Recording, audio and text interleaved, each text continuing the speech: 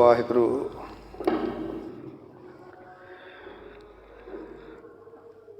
ਵਾਹਿਗੁਰੂ ਸਤਨਾਮ ਸ੍ਰੀ ਵਾਹਿਗੁਰੂ ਸਾਹਿਬ ਜੀ।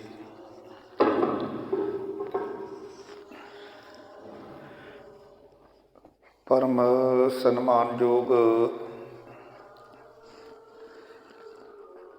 ਪਰਮ ਸਨਮਾਨਯੋਗ ਜੁਗੋ ਜੁਗ ਅਟਲ ਚਬਰ ਤਖਤ ਦੇ ਮਾਲਕ ਵਾਲੀਆ ਕੁਲ ਆਲਮ ਗਰੀਬ ਨਵਾਜ ਸ਼ਬਦ ਗੁਰੂ ਜ਼ਾਹਰਾ ਜ਼ਹੂਰ ਹਾਜ਼ਰਾ ਹਜ਼ੂਰ ਤਖਤ ਤੇ ਬਿਰਾਜਮਾਨ ਦਸੂ ਪਾਤਸ਼ਾਹੀਆਂ ਦੀ ਜਗਦੀ ਜੋਤ ਧੰਨ ਧੰਨ ਸਾਹਿਬ ਸ੍ਰੀ ਗੁਰੂ ਗ੍ਰੰਥ ਸਾਹਿਬ ਮਹਾਰਾਜ ਦੀ ਪਾਵਨ ਪਵਿੱਤਰ ਹਜ਼ੂਰੀ ਦੇ ਅੰਦਰ ਸੱਜ ਬੈਠੀ ਗੁਰੂ ਰੂਪ ਸਾਧ ਸੰਗਤ ਜੀਓ।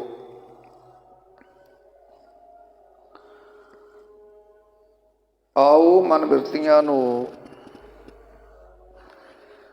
ਇਕਾਗਰ ਕਰੀਏ ਔਰ ਜੋ ਆਪਾਂ ਸਾਹਿਬ ਸ੍ਰੀ ਗੁਰੂ ਗ੍ਰੰਥ ਸਾਹਿਬ ਮਹਾਰਾਜ ਦੀ ਪਾਵਨ ਇਲਾਹੀ ਬਾਣੀ ਦੀ ਲੜੀਵਾਰ ਵਿਚਾਰ ਕਰ ਰਹੇ ਹਾਂ, ਆਓ ਇਸ ਪਾਵਨ ਵਿਚਾਰ ਨੂੰ ਅੱਗੇ ਪ੍ਰਾਰੰਭ ਕਰੀਏ ਜੀ। ਸਤਨਾਮ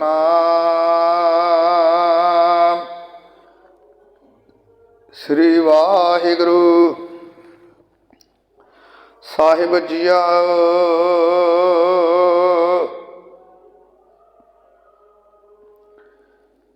ਗਿਆਨ ਧਿਆਨ ਕਿਛ ਕਰਮ ਨਾ ਜਾਣਾ, ਸਾਰ ਨਾ ਜਾਣਾ ਤੇਰੀ। ਸਭ ਤੇ ਵੱਡਾ ਸਤਿਗੁਰ ਨਾਨਕ ਜਿਨ ਕਲ ਰਾਖੀ ਮੇਰੀ।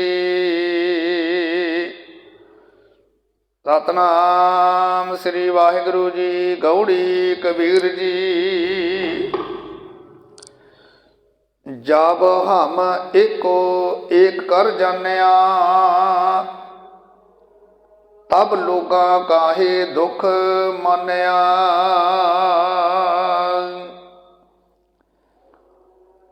ਹਮ ਆਪਤ ਆਪਣੀ ਪਤ ਖੋਈ, ਹਮਰੇ ਖੋਜ ਪਰਉ ਮਤ ਕੋਈ। ਪਰਮ ਸਨਮਾਨਯੋਗ ਪਰਮ ਸਤਿਕਾਰਯੋਗ ਗੁਰੂ ਰੂਪ ਸਾਧ ਸੰਗਤ ਜੀ,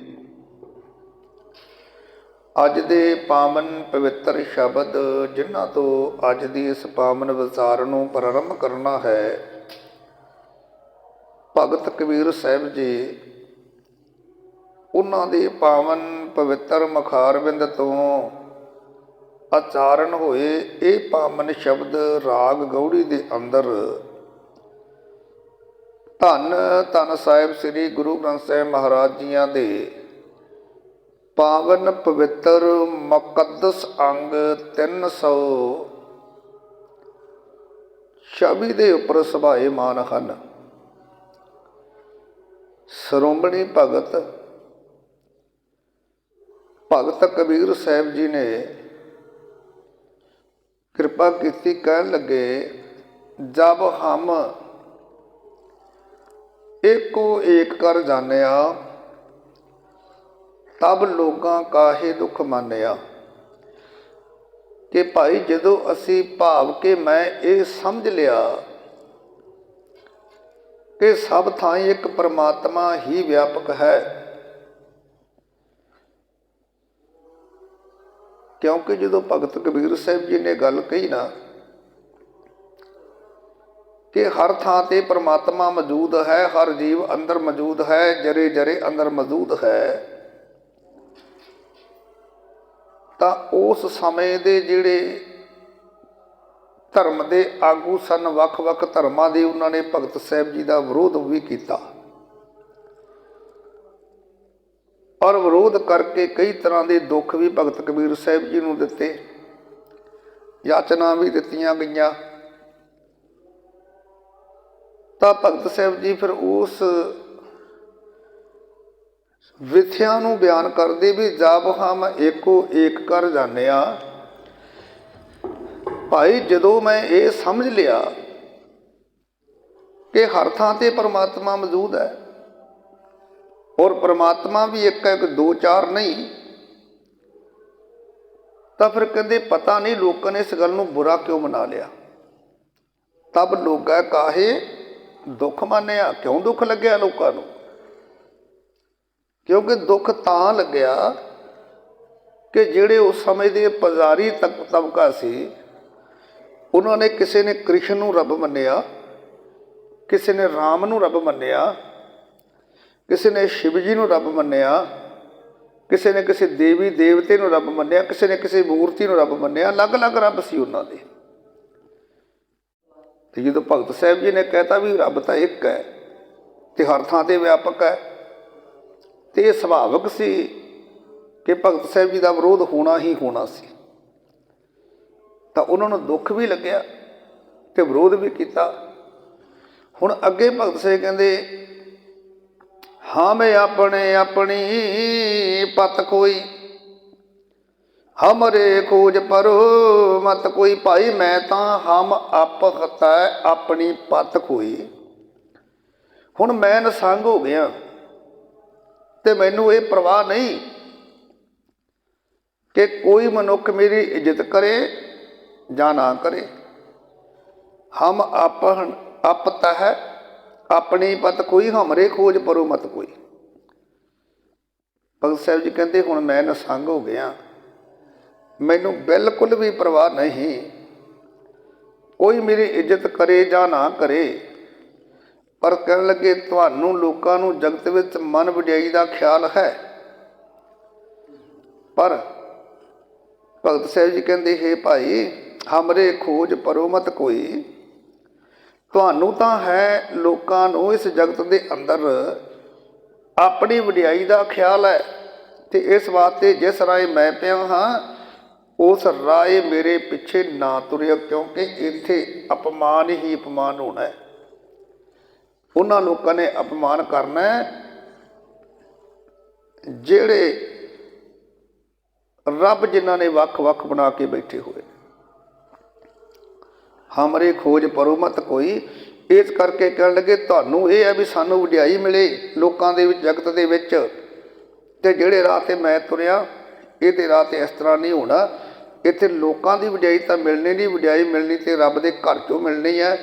ਤੇ ਜੇ ਲੋਕਾਂ ਦੀ ਵਡਿਆਈ ਚਾਹੁੰਦੇ ਹੋ ਤੇ ਭਗਤ ਸਾਹਿਬ ਜੀ ਕਹਿੰਦੇ ਫਿਰ ਮੇਰੇ ਪਿੱਛੇ ਨਾ ਤੁਰੇ ਹੋ ਜੇ, ਮੇਰੇ ਪਿੱਛੇ ਲੱਗੇ ਹੋ ਜੇ ਨਾ। ਰਹਾਉ ਹਮ ਮੰਦੇ ਮੰਦੇ ਮਨ ਮਾਹੀ, ਸਾਂਝ ਪਾਤ ਕਾਹੂ ਸਿਉ ਨਾਹੀ। ਭਾਈ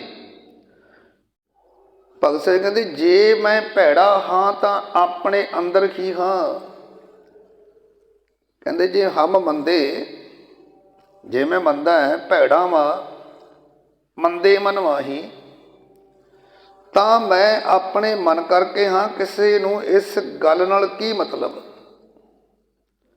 ਸਾਂਝ ਪਾਤ ਕਾਹੂ ਸਿਉ ਨਾਹੀ, ਮੈਂ ਕਿਸੇ ਨਾਲ ਇਸ ਕਰਕੇ ਕੋਈ ਮੇਲ ਮੁਲਾਕਾਤ ਵੀ ਨਹੀਂ ਰੱਖਦਾ। ਕਹਿੰਦੇ ਇਸੇ ਕਰਕੇ ਜਿਹੜੇ ਮੌਕੇ ਦੇ ਧਰਮ ਦੇ ਆਗੂ ਬਣੇ ਫਿਰਦੇ ਹੈ, ਜਿਹੜੇ ਕੁਰਾਹੇ ਪਾ ਰਹੇ ਨੇ, ਭਗਤ ਕਬੀਰ ਸਿੰਘ ਕਹਿੰਦੇ ਇਸ ਕਰਕੇ ਮੈਂ ਉਹਨਾਂ ਨਾਲ ਮੇਰਾ ਕੋਈ ਲੈਣਾ ਦੇਣ ਵੀ ਨਹੀਂ। ਸਾਂਝ ਪਾਤ ਕਾਹੂ ਸਿਉ ਨਾਹੀ, ਮੇਰੀ ਕੋਈ ਮੇਲ ਮੁਲਾਕਾਤ ਨਹੀਂ ਮੈਂ ਰੱਖੀ ਉਹਨਾਂ ਦੇ ਨਾਲ। ਆਪ ਪਤ ਆਪਤ ਤਾਂ ਕੇ ਨਹੀਂ ਲਾਜ, ਤਬ ਜਾਨੋਗੇ ਜਬ ਉਗਰੇ ਗੋ ਪਾਜ। ਕਹਿੰਦੇ ਫਿਰ ਹੁਣ ਪਤਾ ਕੀ ਹੈ, ਕੋਈ ਮੇਰੀ ਇੱਜ਼ਤ ਕਰੇ ਜਾਂ ਕਰੇ ਨਰਾਦਰੀ, ਪਤ ਆਪਤ ਤਾਂ ਕੀ ਨਹੀਂ ਲਾਜ। ਕਹਿੰਦੇ ਮੈਂ ਉਸ ਅਵਸਥਾ ਵਿੱਚ ਪਹੁੰਚ ਗਿਆ, ਹੁਣ ਭਾਵੇਂ ਮੇਰੀ ਕੋਈ ਇੱਜ਼ਤ ਕਰੇ, ਮੇਰੀ ਨਰਾਦਰੀ ਕਰੇ, ਮੈਂ ਇਸ ਵਿੱਚ ਕੋਈ ਹਾਨਤ ਨਹੀਂ ਸਮਝਦਾ। ਹਰਕ ਸੋਖ ਦੋਹੋਂ ਤੇ ਨਿਆਰਾ। ਹੁਣ ਮੈਂ ਦੋਵਾਂ ਚੀਜ਼ਾਂ ਤੋਂ, ਹਰਕ ਤੇ ਸੋਖ, ਗਮੀ ਤੇ ਖੁਸ਼ੀ, ਇੱਜ਼ਤ ਮਾਨ ਨਰਾਦਰੀ, ਇਹਦੇ ਤੋਂ ਮੈਂ ਪਰੇ ਹੋ ਗਿਆ। ਕਹਿੰਦੇ ਹੁਣ ਮੈਨੂੰ ਪਤ ਆਪਤ ਤਾਂ ਕੀ ਨਹੀਂ ਲਾਜ।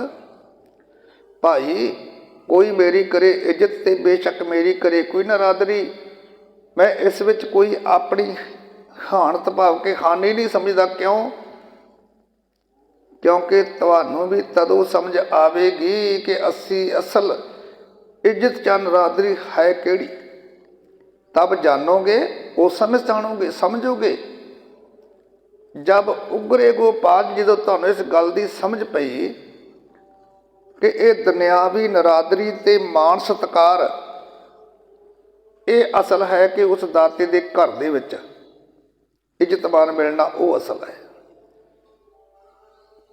ਭਗਤ ਸਾਹਿਬ ਜੀ ਕਹਿੰਦੇ ਭਾਈ ਤੁਹਾਨੂੰ ਤਦੋਂ ਸਮਝ ਆਵੇਗੀ ਕਿ ਅਸਲ ਇੱਜ਼ਤ ਜਾਂ ਨਰਾਦਰੀ ਹੈ ਕਿਹੜੀ, ਜਦੋਂ ਤੁਹਾਡਾ ਇਹ ਜਗਤ ਦਾ ਵਿਖਾਵਾ ਉਗੜ ਜਾਏਗਾ। ਜਿਹੜਾ ਤੁਸੀਂ ਵਿਖਾਵਾ ਕਰਦੇ ਹੋ ਨਾ, ਜਿਹਦੇ ਤੁਹਾਡਾ ਵਿਖਾਵਾ ਲੋਕਾਂ ਦੇ ਸਾਹਮਣੇ ਪਾਜ ਉਗੜ ਗਿਆ, ਆ ਗਿਆ, ਉਹਦੇ ਤੁਹਾਨੂੰ ਇਸ ਗੱਲ ਦੀ ਸਮਝ ਪਵੇਗੀ।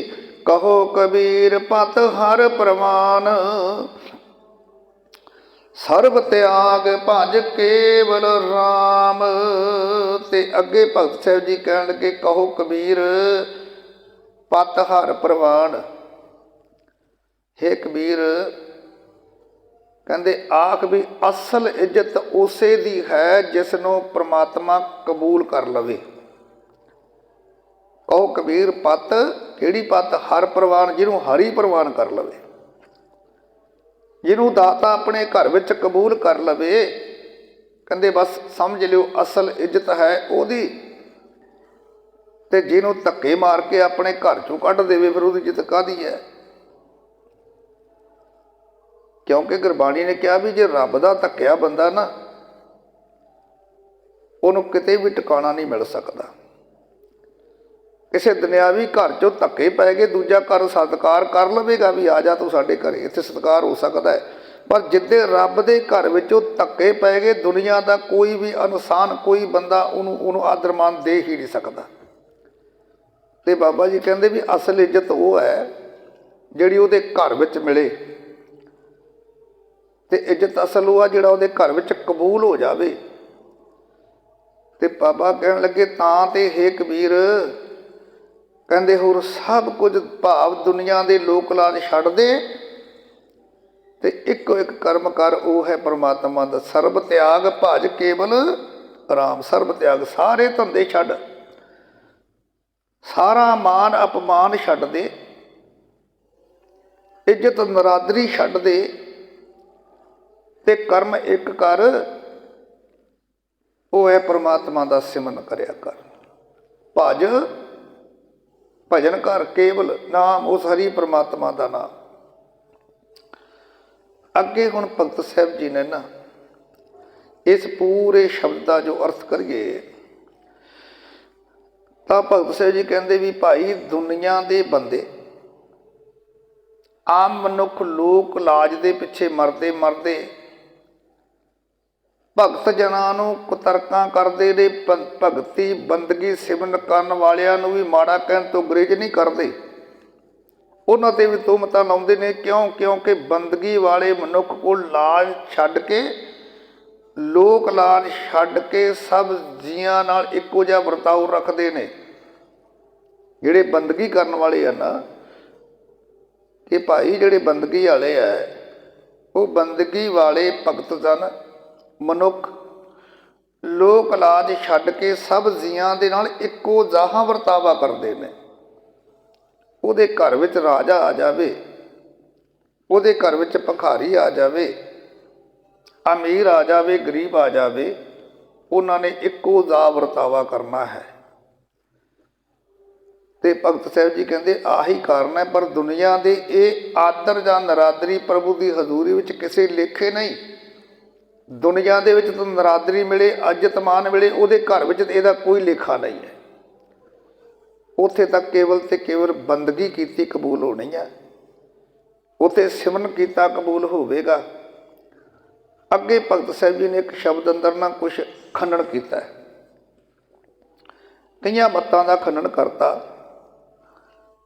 ਗੌੜੀ ਕਬੀਰ ਜੀ ਨਗਨ ਫਿਰਤ ਜੋ ਪਾਈਏ ਜੋਗ, ਬਣਕਾ ਮਿਰਗ ਮੁਕਤ ਸਭ ਹੋਗ। ਹੁਣ ਅੱਗੇ ਜਿਹੜਾ ਇੱਕ ਨਾਗਾ ਸੰਤਾਂ ਦਾ ਫਿਰਕਾ ਹੈ, ਉਹ ਆਪਣੇ ਤਨ ਦੇ ਉੱਤੇ ਬਿਲਕੁਲ ਵੀ ਕੱਪੜਾ ਨਹੀਂ ਪਾਉਂਦੇ। ਤਕਰੀਬਨ ਨਾਂਗੇ ਨੇ, ਪੈਰ ਦੇ ਅੰਗੂਠੇ ਤੋਂ ਲੈ ਕੇ ਸਿਰ ਤੱਕ ਬਿਲਕੁਲ ਕੋਈ ਕੱਪੜਾ ਨਹੀਂ ਉਹਨਾਂ ਨੇ ਪਾਉਣਾ। ਪਰ ਭਗਤ ਸਾਹਿਬ ਜੀ ਇਸ ਗੱਲ ਦਾ ਖੰਡਨ ਕਰਦੇ ਆ। ਉਹਨਾਂ ਦਾ ਮਾਤਾ ਵੀ ਨੰਗੇ ਰਹਿ ਕੇ ਭਗਤੀ ਕਰਿਓ, ਬੰਦਗੀ ਕਰੋ, ਸਿਮਰਨ ਕਰੋ, ਰੱਬ ਮਿਲੇਗਾ। ਪਰ ਭਗਤ ਕਬੀਰ ਸਾਹਿਬ ਜੀ ਇਹਦਾ ਖੰਡਨ ਕਰਦੇ ਨੇ, ਕਹਿੰਦੇ ਨਗਨ ਫਿਰਤ ਜੋ ਪਾਈਏ ਜੋਗ। ਭਾਈ ਜੇ ਨੰਗੇ ਫਿਰਦਿਆਂ ਪਰਮਾਤਮਾ ਮਿਲਦਾ ਮਿਲਾਪ ਹੁੰਦਾ ਹੋਵੇ ਤਾਂ ਬਨਕਾ ਮਿਰਗ ਮੁਕਤ ਸਭ ਹੋਗ। ਕਹਿੰਦੇ ਫਿਰ ਚੇਤੇ ਰੱਖਿਓ, ਜੰਗਲ ਦਾ ਹਰੇਕ ਪਸ਼ੂ ਜਿਹੜਾ ਹੈ ਇਹ ਤਾਂ ਨੰਗਾ ਹੀ ਫਿਰਦਾ ਨਾ, ਇਹਨਾਂ ਦੇ ਕਿਹੜਾ ਕੋਟ ਪੈਂਟ ਪਾਏ ਹੁੰਦੇ ਆ। ਅੱਜ ਜਿੰਨੇ ਵੀ ਮਿਰਗ ਭਾਵ ਕੇ ਜਿੰਨੇ ਵੀ ਪਸ਼ੂ ਨੇ, ਭਗਤ ਸਾਹਿਬ ਕਹਿੰਦੇ ਫਿਰ ਇਹ ਵੀ ਤਾਂ ਨੰਗੇ ਹੀ ਫਿਰਦੇ ਆ, ਫਿਰ ਇਹ ਮੁਕਤ ਹੋ ਜਾਣੇ ਚਾਹੀਦੇ ਆ।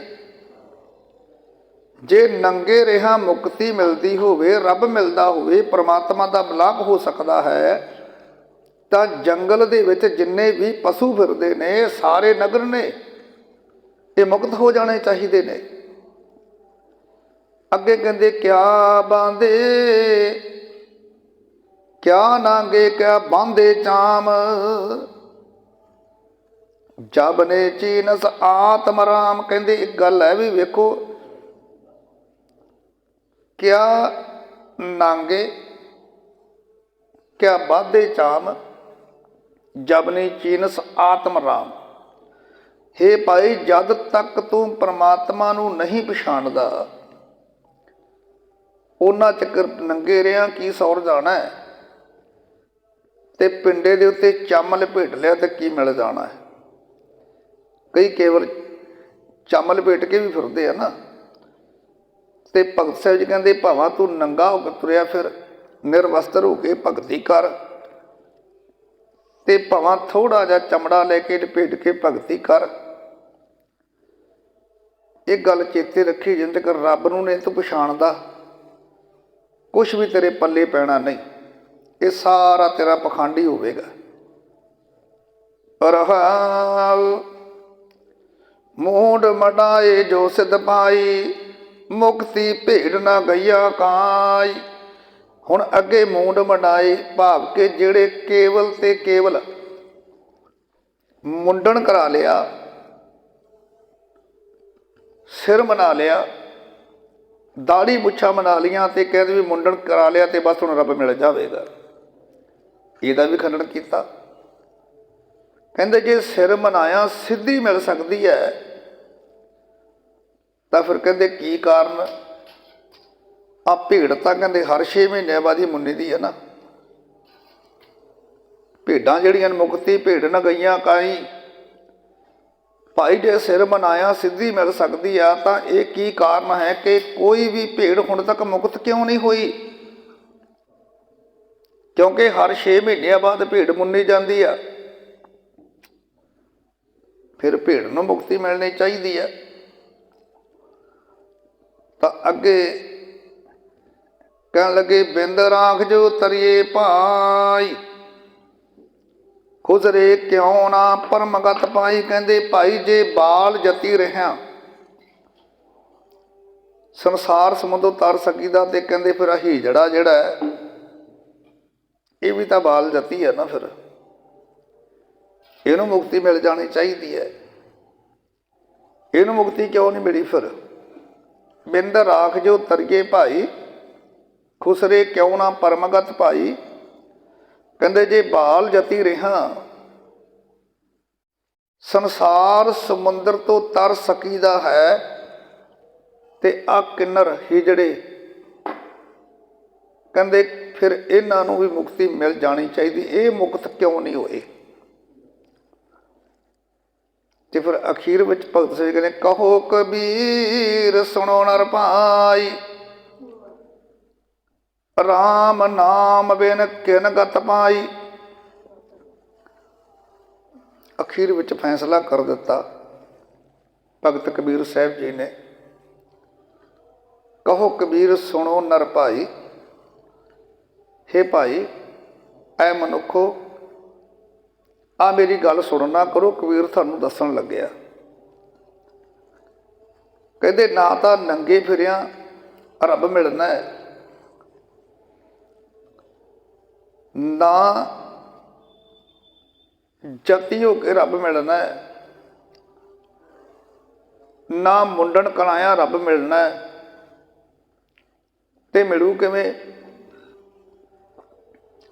ਕਹੋ ਕਬੀਰ ਸੁਣੋ ਨਰ ਭਾਈ, ਰਾਮ ਨਾਮ ਬਿਨ ਕਿਨ ਗਤ ਪਾਈ। ਹੈ ਕਬੀਰ, ਭਗਤ ਸਾਹਿਬ ਜੀ ਕਹਿਣ ਲੱਗੇ ਬੇਸ਼ੱਕ ਆਖ ਹੈ ਪ੍ਰਭ, ਪਰਮਾਤਮਾ ਦਾ ਨਾਮ ਸਿਮਰ ਤੋਂ ਬਿਨਾਂ ਕਿਸੇ ਨੂੰ ਮੁਕਤੀ ਨਹੀਂ ਮਿਲ ਸਕੇ।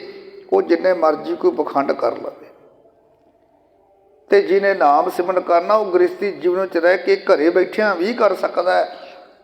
ਉਹਨੂੰ ਲੋੜ ਨਹੀਂ ਜੰਗਲਾਂ ਵਿੱਚ ਜਾਣ ਦੀ, ਉਹਨੂੰ ਲੋੜ ਨਹੀਂ ਨਿਰਵਸਤਰ ਹੋ ਕੇ ਸਿਮਰਨ ਕਰਨ ਦੀ, ਉਹਨੂੰ ਲੋੜ ਨਹੀਂ ਮੁੰਡਨ ਕਰਾਉਣ ਦੀ। ਉਹ ਆਪਣੇ ਗ੍ਰਸਤੀ ਜੀਵਨ 'ਚ ਰਹਿ ਕੇ ਘਰ ਵਿੱਚ ਬੈਠਿਆਂ ਉਸ ਦਾਤੇ ਪ੍ਰਮਾਤਮਾ ਦੇ ਸਿਮਰਨ ਕਰਕੇ ਉਹਨੂੰ ਪ੍ਰਾਪਤ ਕਰ ਸਕਦਾ, ਮੁਕਤੀ ਮਿਲ ਸਕਦੀ ਹੈ। ਭਾਵ ਕਿ ਭਗਤ ਸਾਹਿਬ ਜੀ ਕਹਿਣ ਲੱਗੇ ਵੀ ਵੇਖੋ, ਜੇਕਰ ਨੰਗੇ ਰਹਿ ਕੇ ਜੰਗਲਾਂ ਦੇ ਵਿੱਚ ਭੌਣਾ, ਸਿਰ ਬਣਾ ਕੇ ਫਕੀਰ ਬਣ ਜਾਣਾ, ਇਹ ਸਾਰੇ ਫਿਰਕੇ ਆ ਨਾ ਸੰਤ ਸਾਧੂਆਂ ਦੇ। ਕੋਈ ਨਾਗਾ ਹੈ, ਕੋਈ ਮੁੰਡਣ ਕਰਾ ਕੇ ਤੁਰਿਆ ਫਿਰਦਾ ਹੈ। ਕਹਿਣ ਲੱਗੇ ਨੰਗੇ ਰਹਿ ਕੇ ਜੰਗਲਾਂ ਵਿੱਚ ਭੌਣਾ, ਸਿਰ ਬਣਾ ਕੇ ਫਕੀਰ ਬਣ ਜਾਣਾ, ਬਾਲ ਜਤੀ ਬਣੇ ਰਹਿਣਾ, ਇਹੋ ਜਿਹਾ ਕੋਈ ਸਾਧਨ ਜਿਹੜਾ ਨਾ ਕਹਿੰਦੇ ਮਨੁੱਖ ਨੂੰ ਸੰਸਾਰ ਸਾਗਰ ਤੋਂ ਪਾਰ ਨਹੀਂ ਕਰ ਸਕਦਾ। ਕੇਵਲ ਤੇ ਕੇਵਲ ਪਰਮਾਤਮਾ ਦਾ ਨਾਮ ਹੀ ਐਸਾ ਹੈ ਜਿਹੜਾ ਸੰਸਾਰ ਸਮੁੰਦਰ ਤੋਂ ਪਾਰ ਕਰ ਸਕਦਾ ਹੈ, ਜਿਹਦੇ ਕਰਕੇ ਮੁਕਤੀ ਪ੍ਰਾਪਤ ਹੋ ਸਕਦੀ ਹੈ। ਤਾਂ ਹੀ ਤਾਂ ਬਾਬਾ ਜੀ ਕਹਿਣਗੇ ਕਹੋ ਕਬੀਰ ਸੁਣੋ ਨਰ ਭਾਈ, ਰਾਮ ਨਾਮ ਬਿਨ ਕਿਨ ਗਤ ਪਾਈ। ਹੈ ਭਰਾਵੋ ਸੁਣੋ, ਉਸ ਦਾਤੇ ਅਕਾਲ ਪੁਰਖ ਪਰਮੇਸ਼ਰ ਪਰਮਾਤਮਾ ਰਾਮ ਜੋ ਹਰ ਥਾਂ ਤੇ ਰਮਿਆ ਹੈ, ਉਸ ਦਾਤੇ ਦੇ ਸਿਮਰਨ ਤੋਂ ਬਿਨਾਂ ਕਿਹਨੇ ਮੁਕਤੀ ਪ੍ਰਾਪਤ ਕੀਤੀ ਅੱਜ ਤੱਕ? ਭਾਵ ਕਿਸੇ ਨੇ ਨਹੀਂ ਕੀਤੀ। ਗੌੜੀ ਕਬੀਰ ਜੀ ਸੰਧਿਆ ਪ੍ਰਾਤ ਇਸ਼ਨਾਨ ਕਰਾਈ, ਜੋ ਭਏ ਦਾਦਰ ਪਾਣੀ ਮਾਹੀ। ਅੱਗੇ ਹੋਰ ਖੰਡਨ ਕੀਤਾ, ਕਹਿਣ ਲੱਗੇ ਸੰਧਿਆ ਪ੍ਰਾਂਤ ਇਸ਼ਨਾਨ ਕਰਾਹੀ। ਹੁਣ ਮੰਨ ਲਓ ਵੀ ਜੇ ਕੋਈ ਮਨੁੱਖ ਸੰਧਿਆ ਤੇ ਪ੍ਰਾਂਤ ਭਾਵ ਕੇ ਸੁਬਾਹ ਤੇ ਸ਼ਾਮ, ਸਵੇਰੇ ਸ਼ਾਮ ਭਾਵ ਕੇ ਦੋਨੇ ਵੇਲੇ ਨਿਰਾ ਇਸ਼ਨਾਨ ਹੀ ਕਰੇ, ਤੇ ਕਰੇ ਸਰੀਰ ਦਾ ਇਸ਼ਨਾਨ, ਮਨ ਦਾ ਕਰੇ ਨਾ।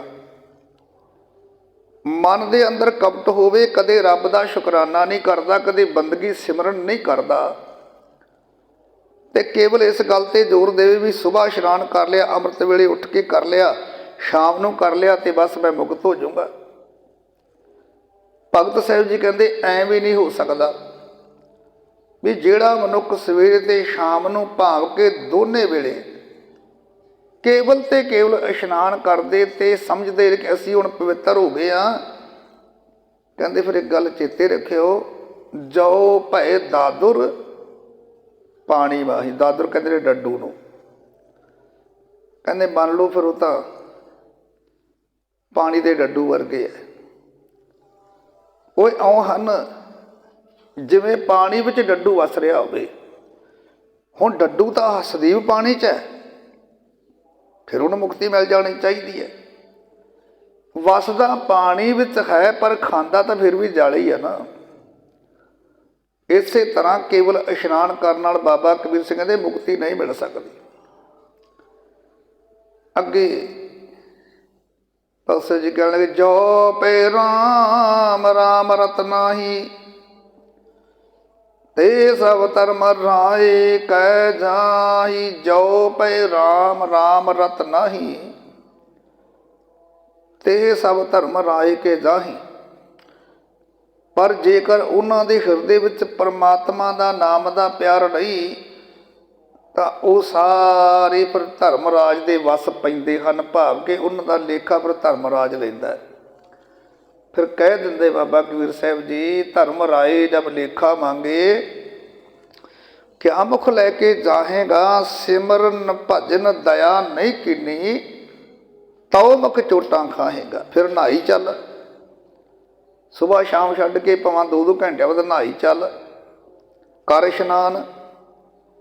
ਪਰ ਜੇ ਤੇਰੇ ਕੋਲੇ ਸਿਮਰਨ ਭਜਨ ਦਇਆ ਨਹੀਂ, ਤਉ ਮੁਖ ਚੋਟਾਂ ਖਾਏਗਾ, ਤੇ ਤੂੰ ਧਰਮ ਰਾਜ ਦੇ ਵਸ ਪਵੇਂਗਾ ਹੀ ਪਵੇਂਗਾ, ਤੈਨੂੰ ਬਚਾਉਣ ਵਾਲਾ ਕੋਈ ਨਹੀਂ। ਅੱਗੇ ਕਾਇਆ ਰਤਬ ਰੂਪ ਰਚਾਹੀ, ਇਨ ਕੋ ਦਇਆ ਸੁਪਨੇ ਪੀ ਨਾਹੀ।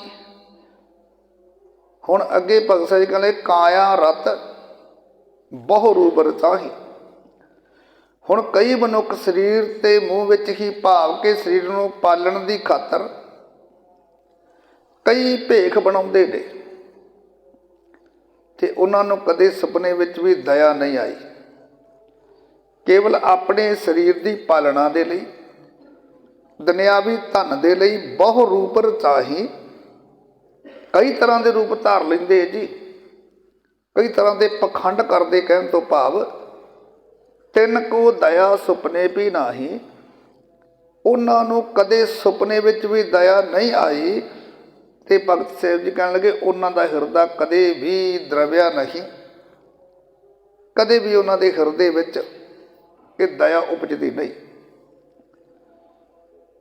ਚਾਰ ਚਰਨ ਕਹੇ ਬੋ ਆਗਰ, ਸਾਧੂ ਸੁਖ ਪਾਵੇ, ਕਲ ਸਾਗਰ ਕਹੋ ਕਬੀਰ, ਬਹੁ ਕਾਹੇ ਕਰੀਜੇ ਸਰਬਸ ਛੋੜ, ਮਹਾਰਸ ਪੀਜੇ। ਅੱਗੇ ਕਹਿਣ ਲੱਗੇ ਚਾਰ ਚਰਨ ਕਹੇ ਬੋ ਆਗਰ, ਸਾਧੂ ਸੁਖ ਪਾਵੇ ਕਲ ਸਾਗਰ। ਕਹਿੰਦੇ ਭਾਈ ਜਿਹੜੇ ਬਹੁਤ ਸਾਰੇ ਜਿਹੜੇ ਨਾ ਸਿਆਣੇ ਮਨੁੱਖ ਜਿਹੜੇ ਆ, ਉਹ ਚਾਰ ਚਰਨ ਕਹੇ ਬੋ ਆਗਰ, ਆਗੂ ਬਣੇ, ਸਿਆਣੇ ਬਣ ਗਏ।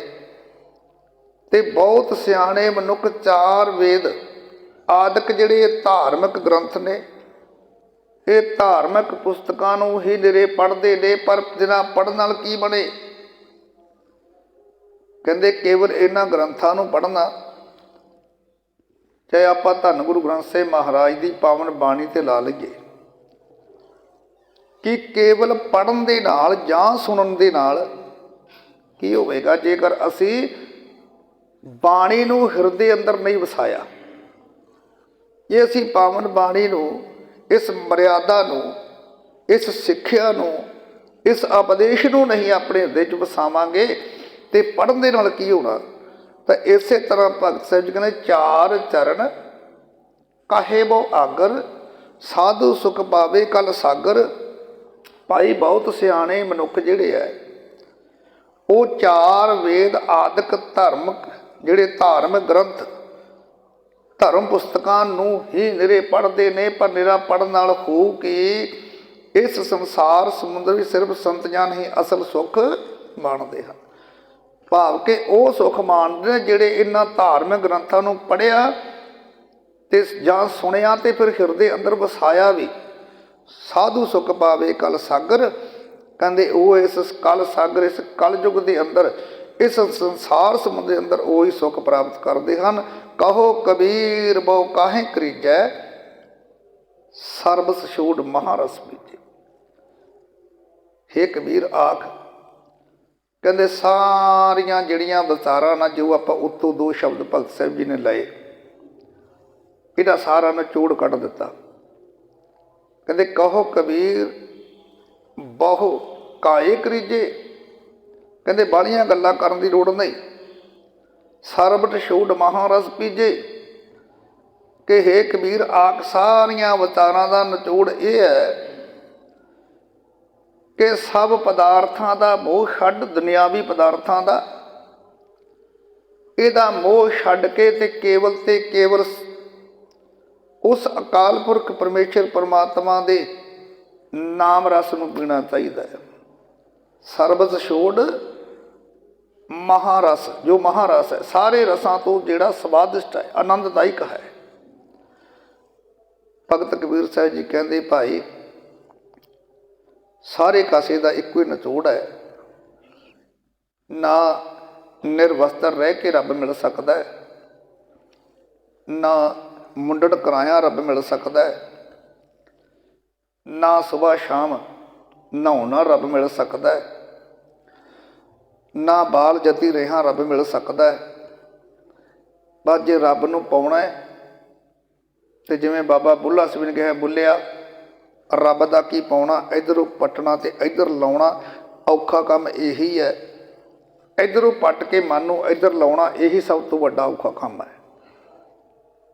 ਤੇ ਭਗਤ ਸਾਹਿਬ ਜੀ ਕਹਿੰਦੇ ਬਸ ਇੱਕੋ ਹੀ ਕੰਮ ਕਰਿਓ, ਇੱਧਰੋਂ ਪੱਟ ਲਾ ਤੇ ਇੱਧਰ ਲਾ ਲਾ, ਭਾਵ ਕਿ ਦੁਨੀਆ ਦੇ ਰਸਾਂ ਨੂੰ ਛੱਡ ਦੇ ਤੇ ਜੋ ਮਹਾਰਸ ਹੈ ਉਸ ਅਕਾਲ ਪੁਰਖ ਪਰਮੇਸ਼ਰ ਪਰਮਾਤਮਾ ਦਾ ਨਾਮ, ਉਸ ਰਸ ਨੂੰ ਪੀਣਾ ਕਰ, ਉਸ ਦਾਤੇ ਦੇ ਨਾਮ ਨੂੰ ਜਪਣਾ ਕਰ। ਭਾਵ ਕਿ ਤੀਰਥਾਂ ਦੇ ਇਸ਼ਨਾਨ, ਕਈ ਤਰ੍ਹਾਂ ਦੇ ਭੇਖ, ਵੇਦ ਆਦਿਕ ਧਰਮ ਪੁਸਤਕਾਂ ਦੇ ਨਿਰੇ ਪੜ੍ਹਨਾ, ਅਜਿਹਾ ਕੋਈ ਵੀ ਕਰਮ ਸੱਚਾ ਸੁੱਖ ਕਦੇ ਦੇ ਨਹੀਂ ਸਕਦਾ। ਤੇ ਜਿਹਦੇ ਹਿਰਦੇ ਵਿੱਚ ਪ੍ਰਭੂ ਦੇ ਨਾਮ ਦਾ ਪਿਆਰ ਨਹੀਂ, ਉਹਨੇ ਜਮਾਂ ਦੇ ਵਸ ਪੈਣਾ ਹੀ ਪੈਣਾ, ਉਹਨੂੰ ਕੋਈ ਬਚਾ ਨਹੀਂ ਸਕਦਾ। ਤੇ ਉਦਮਾਂ ਦੇ ਸਿਰ ਉਦਮ ਇੱਕੋ ਹੀ ਉਹ ਹੈ ਕਿ ਮੋਹ ਤਿਆਗ ਦੇ ਤੇ ਉਸ ਅਕਾਲ ਪੁਰਖ ਦਾਤੇ ਦਾ ਸਿਮਰਨ ਕਰਿਆ ਕਰੀਏ ਜੀ। ਬੋਲਣਾ ਜੀ ਸਤਿਨਾਮ ਸ੍ਰੀ ਵਾਹਿਗੁਰੂ ਸਾਹਿਬ ਜੀ। ਗੁਰੂ ਰੂਪ ਸਾਧ ਸੰਗਤ ਜੀਓ, ਪਾਵਨ ਸ਼ਬਦ ਦੀ ਵਿਚਾਰ ਕਰਦਿਆਂ ਹੋਇਆਂ ਅਨੇਕ ਪ੍ਰਕਾਰ ਦੀਆਂ ਭੁੱਲਾਂ ਹੋ ਜਾਂਦੀਆਂ ਨੇ, ਤਰੁੱਟੀਆਂ ਰਹਿ ਜਾਂਦੀਆਂ ਨੇ। ਆਪ ਸਾਧ ਸੰਗਤ ਭਾਈ ਬਖਸ਼ਣਯੋਗ ਹੋਈਆਂ ਅਨੇਕ ਭੁੱਲਾਂ ਨੂੰ ਬਖਸ਼ ਲੈਣਾ। ਆਓ ਆਨੰਦ ਸਾਹਿਬ 6 ਪੌੜੀਆਂ ਦਾ ਜਾਪ ਅਪਰੰਤ ਅਰਦਾਸ ਬੇਨਤੀ ਨਾਲ ਜੁੜਨਾ ਹੈ ਜੀ। ਸਤਿਨਾਮ ਸ੍ਰੀ ਵਾਹਿਗੁਰੂ ਸਾਹਿਬ ਜੀ। ਰਾਮ ਕਲੀ ਮਹੱਲਾ ਤੀਜਾ। ਆਨੰਦ ਇੱਕ ਓੰਕਾਰ। ਸਤਿਗੁਰ ਪ੍ਰਸਾਦ ਆਨੰਦ ਪਿਆ ਮੇਰੀ ਮਾਏ। ਸਤਿਗੁਰੂ ਮੈਂ ਪਾਇਆ, ਸਤਿਗੁਰ ਤਾਂ ਪਾਇਆ, ਸਹਿ ਸੇਤੀ ਮਨ ਵੱਜੀਆਂ ਵਧਾਈਆਂ। ਰਾਗ ਰਤਨ ਪਰਵਾਰ ਪਰੀਆਂ ਸ਼ਬਦ ਗਾਵਣ ਆਈਆ। ਸ਼ਬਦ ਤਾਂ ਗਾਵੋ ਹਰੀ ਕੇਰਾ ਮਨ ਜਿਨੀ ਵਸਾਇਆ। ਕਹਿ ਨਾਨਕ ਆਨੰਦ ਹੋਆ ਸਤਿਗੁਰੂ ਮੈਂ ਪਾਇਆ। ਏ ਮਨ ਮੇਰਿਆ ਤੂੰ ਸਦਾ ਰੋ ਰਣਾਲੇ। ਹਰਨਾ ਰਹੋ ਤੋ ਮਨ ਮੇਰੇ ਦੁਖ ਸਭ ਸਾਰਨਾ। ਅੰਗੀਕਾਰਿਓ ਕਰੇ ਤੇਰਾ ਕਾਰਿ ਸਭ ਸਵਾਰਨਾ। ਸਭਨਾ ਗੱਲਾਂ ਸਵਰਾ ਸੁਆਮੀ ਸੋ ਕੈ ਮਨ ਵਸਾਰੇ। ਐ ਨਾਨਕ ਮਨ ਮੇਰੇ ਸਦਾ ਰੋ ਹਰਨਾਲੇ। ਸਾਚੇ ਸਾਹਿਬਾ ਕਿਆ ਨਾਹੀ ਕਰ ਤੇਰਾ ਏ। ਕਰਤਾ ਤੇਰਾ ਸਭ ਜਾਇ ਜਿਸ ਦੇ ਸੋ ਪਾਵੇ। ਸਦਾ ਸੇ ਸਲਾ ਤੇਰੀ ਨਾਮ ਮਨ ਵਸਾਵੈ। ਨਾਮ ਜਿਨ ਕੈ ਮਨ ਵਸਿਆ ਬਾਜੇ ਸਬਦ ਕਨੇਰੇ। ਕਹਿ ਨਾਨਕ ਸੱਚੇ ਸਾਹਿਬ ਕਿਆ ਨਾਹੀ ਕਰ ਤੇਰਾ ਏ। ਸਾਚਾ ਨਾਮ ਮੇਰਾ ਆਧਾਰੂ ਸਾਚ ਨਾਮ ਧਾਰ ਮੇਰਾ। ਜਿਨ ਭੁੱਖਾ ਸਭ ਗਵਾਈਆਂ ਹਰ ਸ਼ਾਂਤ ਸੁਖ ਮਨ ਆਏ ਵਸਿਆ। ਜਿਨ ਇੱਛਾ ਸਭ ਬਜਾਈਆਂ ਤਦਾ ਕੁਰਬਾਨ ਕੀਤਾ ਗੁਰ ਵਿਟਹੁ ਜੇਦੀਆਂ ਵਡਿਆਈਆਂ। ਕਹੇ ਨਾਨਕ ਸੁਣੋ ਸੰਤ ਸ਼ਬਦ ਧਰੋ ਪਿਆਰੂ। ਸਾਚਾ ਨਾਮ ਮੇਰਾ ਆਧਾਰੂ ਵਾਜੇ ਮੰਜ ਸ਼ਬਦ ਘਰ ਸਭਾਗਾਏ। ਕਰ ਸਭਾਗੈ ਸਬਦ ਵਾਜੇ ਕਲਾ ਜਿਤ ਕਰ ਧਾਰੀਆਂ। ਪੰਚ ਦੂਤ ਤੁਧ ਵਸ ਕੀਤੇ ਕਾਲ ਕੰਟਕ ਮਾਰਿਆ। ਤੋਰ ਕਰਮ ਪਾਇਆ ਤੁਧ ਜਿਨ ਕਾ ਇਹ ਨਾਮ ਹਰਿ ਕੈ ਲਾਗੇ। ਕਹੇ ਨਾਨਕ ਤਾ ਸੁਖ ਹੋਵੈ ਤਿਤ ਕਾਰਿਆ ਨਾ ਸਦ ਵਾਜੇ। ਆਨੰਦ ਸੁਣੋ ਵਡ ਭਾਗੀ ਹੋ ਅਗਲ ਮਨੋਰਥ ਬੂਰੇ। ਆਰ ਬ੍ਰਹਮ ਪ੍ਰਭ ਪਾਇਆ ਉਤਰੇ ਸਗਲ ਵਸੂਰੇ। ਦੁਖ ਰੋਗ ਸਾਨਾ ਤਾਪ ਉਤਰੇ, ਸੁਣੀ ਸੱਚੀ ਹੀ ਬਾਣੀ। ਅੰਧ ਸਾਜਨ ਭਏ ਸਰਸੇ, ਪੂਰੇ ਗੁਰ ਤੇ ਜਾਣੀ। ਸੁਣ ਏ ਪਾਨੀਤ ਕਹਤੇ ਮਵਿਤ, ਤਤ ਗੁਰ ਨੇਹਾ ਭਰਪੂਰੇ। ਬਿਨਵੰਤ ਨਾਨਕ ਗੁਰ ਚਰਨ ਲਾਗੇ, ਵਾਜੇ ਅਨਹਦ ਤੂਰੇ। ਸਲੋਕ ਪਵਨ ਗੁਰੂ ਆਣੀ ਬਿਤਾ, ਮਾਤਾ ਧਰਤ ਵਹਾਤ। ਦਿਵਸ ਰਾਤ ਦੋਏ ਦਾਈ ਦਾਇਆ, ਇਲਾ ਸਗਲ ਜਗਤ। ਚੰਗਿਆਈਆਂ ਬੁਰਾਈਆਂ, ਵਾਚਾਏ ਧਰਮ ਹਦੂਰ। ਕਰਮੀ ਆਪ ਆਪਣੀ, ਇਹ ਨੇੜਾ ਕੇ ਦੂਰ। ਜਿਨੀ ਨਾਮ ਧਿਆਇਆ, ਗਏ ਮਸਕਤ ਕਾਲ। ਨਾਨਕ ਤੇ ਮੁਖ ਉਜਲੇ, ਕੀਤੀ ਛੁੱਟੀ ਨਾਲ। ਜਿਨੇ ਨਾਮ ਧਿਆਇਆ, ਗਏ ਮਸਕਤ ਕਾਲ। ਨਾਨਕ ਤੇ ਮੁਖ ਉਜਲੇ, ਕੀਤੀ ਛੁੱਟੀ ਨਾਲ। ਵਾਹਿਗੁਰੂ ਜੀ ਕਾ ਖਾਲਸਾ, ਵਾਹਿਗੁਰੂ ਜੀ ਕੀ ਫਤਿਹ। ਤੂੰ ਠਾਕੁਰ ਤੁਮ ਹੈ ਅਰਦਾਸ, ਜਿਉ ਪਿੰਡ